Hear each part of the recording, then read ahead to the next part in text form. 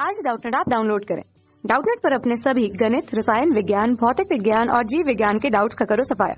बस प्रश्न की फोटो खींचो, एक ही प्रश्न को क्रॉप करो और तुरंत वीडियो सोल्यूशन पाओ। अभी डाउनलोड करें। हेलो फ्रेंड्स, हमारा क्वेश्चन है एक समान चुंबकीय क्षेत्र B में r व्यासार्ध के अर्धवृत्त के आकार की एकता ओमेगा कोणीय आवृत्ति से जो है वृत्त के व्यास के गिर्द घूमती है। घूर्णन अक्ष क्षेत्र पर लंबवत है।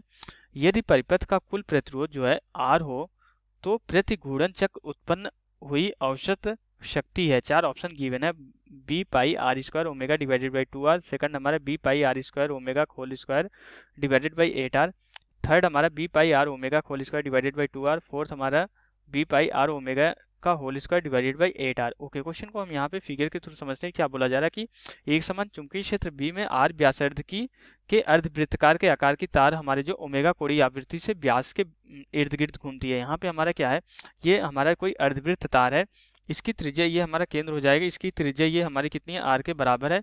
और इसके बाद इसको एक समान चुंबकीय क्षेत्र में रखा गया और ये इस व्यास के इर्द गिर्द हमारी क्या करती है, एक समान कोणीय वेग ओमेगा से घूम रही है। अब इसके बाद क्या बोला जाता है कि इसके घूर्णन अक्ष जो है हमारा इसके चुंबकीय क्षेत्र के लंबवत है।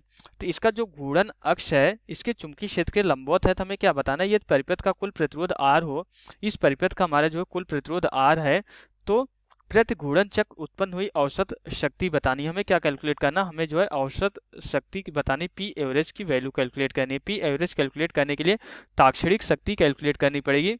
और ताक्षणिक शक्ति हमारी क्या होती है, पी इक्वल टू जो है E square divided by are के बराबर होती है। ई क्या होता है, हमारा जो भी विद्युत वाहक बल यहाँ पे उत्पन्न होगा उसका E square divided by are के बराबर होगा। तो हमें यही सबसे पहले ई की वैल्यू कैलकुलेट करनी पड़ेगी। यहाँ पे विद्युत वाहक बल क्यों उत्पन्न होगा, क्योंकि यहाँ पे एक समान चुंबकीय क्षेत्र है। जब ये ओमेगा कोणीय वेग से घूमेगा तो इसकी चुंबकीय क्षेत्र रेखाएं कट होगी, जिससे चुंबकीय फ्लक्स में परिवर्तन होगा। चुंबकीय फ्लक्स में परिवर्तन होने की वजह से हमारा जो है डेल्टा फाई अब जो है 0 नहीं रह जाएगा। तो जो हमारे फैराडे के नियम से ई इक्वल टू क्या होता है, हमारा minus d phi divided by d t के बराबर होता है, जिससे हमारा प्रेरित विद्युत वाहक बल उत्पन्न हो जाएगा और यहाँ से प्रेरित धारा उत्पन्न होगी, जिससे हमारा जो है औसत शक्ति आएगी। ओके, अब इसके बाद हमें क्या करना है, यहाँ पे हमें जो है सबसे पहले हमें फाई कैलकुलेट करना पड़ेगा, तभी तो हम यहाँ पे ई की वैल्यू कैलकुलेट कर पाएंगे। तो फाई हमारा क्या होता है, फाई की जो हमारी वैल्यू होती है, फाई इक्वल टू हमारा क्या होता है, phi equal to vector b dot vector a के बराबर। ये ए हमारा क्षेत्रफल सदिश होता है, बी क्या होता है, हमारा चुंबकीय क्षेत्र होता है। तो हमारा जो है ये व्यास का जो भी तल होगा उसका जो है क्या होगा, हमारा क्षेत्रफल होगा। तो यहाँ पे हमारे इसको सरल करने के बाद सदिश के नियम से, हमारा अदिश गुणनफल के नियम से हमारे क्या हो जाएगा, phi equal to b a cos theta के बराबर हो जाएगा। ओके, तो कॉस थीटा यहाँ पे क्या होगा, हमारा कोणीय विस्थापन होगा। तो ये कॉस थीटा हमारा क्या हो जाएगा, कॉस थीटा की वैल्यू हमारी कितनी हो जाएगी, थीटा इक्वल टू हमारा ओमेगा टी के बराबर हो जाएगा, क्योंकि हमारा ओमेगा कोणीय वेग से घूम रहा है तो कोणीय विस्थापन ओमेगा इंटू टी के बराबर हो जाएगा। तो ये B a cos omega T के बराबर हो जाएगा। तो यहाँ से अब हमारा क्या आ जाएगा, हमारा ए की भी वैल्यू पुट कर देते हैं हम यहाँ पे। बी ए हमारा कितना हो जाएगा, पूरे वृत्त का क्षेत्रफल पाई आर स्क्वायर होता है, तो अर्धवृत्त का क्षेत्रफल हमारा कितना हो जाएगा, 1/2 पाई आर स्क्वायर इंटू जो है क्या हो जाएगा यहाँ पे कॉस ओमेगा टी के बराबर हो जाएगा। तो हम यहाँ पे हमारी जो त्रिज्या है हमारी कितनी है, स्मॉल आर है, कैपिटल आर नहीं है। ओके, अब इसके बाद हमारा क्या हो जाएगा, अब ई इक्वल टू हमारा क्या होता है, ई इक्वल टू हमारा होता है minus d phi divided by जो है डी टी के बराबर होता है। तो यहाँ से हम जो है ई की वैल्यू कैलकुलेट करेंगे तो ई इक्वल टू हमारा कितना हो जाएगा, जो राशियाँ कॉमन है उसको हम बाहर कर लेते हैं, b divided by 2 pi r square और कॉस ओमेगा टी का जो है हम अवकलन करेंगे तो ये कितना हो जाएगा, टी के सापेक्ष माइनस साइन ओमेगा टी के बराबर हो जाएगा, minus sine omega T into जो है हमारा ओमेगा के बराबर हो जाएगा। तो यहाँ से इसको हम सरल करते हैं तो जो ई की वैल्यू कैलकुलेट हो जाती है कितनी आ जाती है हमारी, यहाँ पे pi omega b r square divided by 2 into हमारा क्या हो जाता है, ये साइन ओमेगा टी के बराबर हो जाता है। यहाँ पे हमारा पाई आर स्क्वायर बी हो गया omega divided by 2 into sine omega T के बराबर हो जाता है।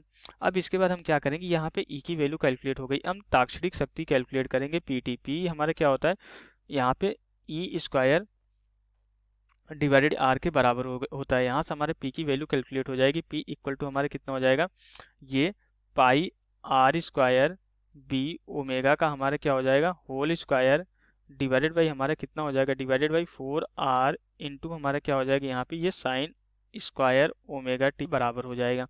ओके, ये हमारा पी आ गया। अब हमें जो है पी एवरेज अगर कैलकुलेट करना है तो पी एवरेज हम जो है एक आवर्तकाल में कैलकुलेट करेंगे। तो 1 बाई कैपिटल टी यहाँ से जो है ये कितना हो जाएगा, ये 0 से जो है कैपिटल टी तक हम इसका क्या कर देंगे, समाकलन कर देंगे। तो ये हमारा क्या हो जाएगा, टी के सापेक्ष ये हमारा क्या हो जाएगा, औसत वैल्यू आने लगेगी, औसत शक्ति कैलकुलेट होने लगेगी। तो पी एवरेज हमारा कितना हो जाएगा यहाँ पे 1/T, 0 से यहाँ पे कैपिटल टी, ये हमारा कितना हो जाएगा यहाँ पे, ये हमारा एज इट इज हमारा कांस्टेंट है, तो पाई आर स्क्वायर बी ओमेगा का हमारा क्या रहेगा होल स्क्वायर डिवाइडेड बाई यहाँ पे हमारा क्या है 4r इंटू हो जाएगा sine square omega T into जो है dt के बराबर हो जाएगा। अब यहाँ पे जो हमारा इसकी वैल्यू होती है sine square omega T dt, 0 से t तक अवकलन करेंगे तो यहाँ पे इसकी हमारी जो वैल्यू कैलकुलेट होकर आएगी कितना आ जाएगा हमारा 1/t इंटू हमारा इसको बाहर कर देंगे तो पाई आर स्क्वायर बी ओमेगा का हमारा होल स्क्वायर हो जाएगा डिवाइडेड बाई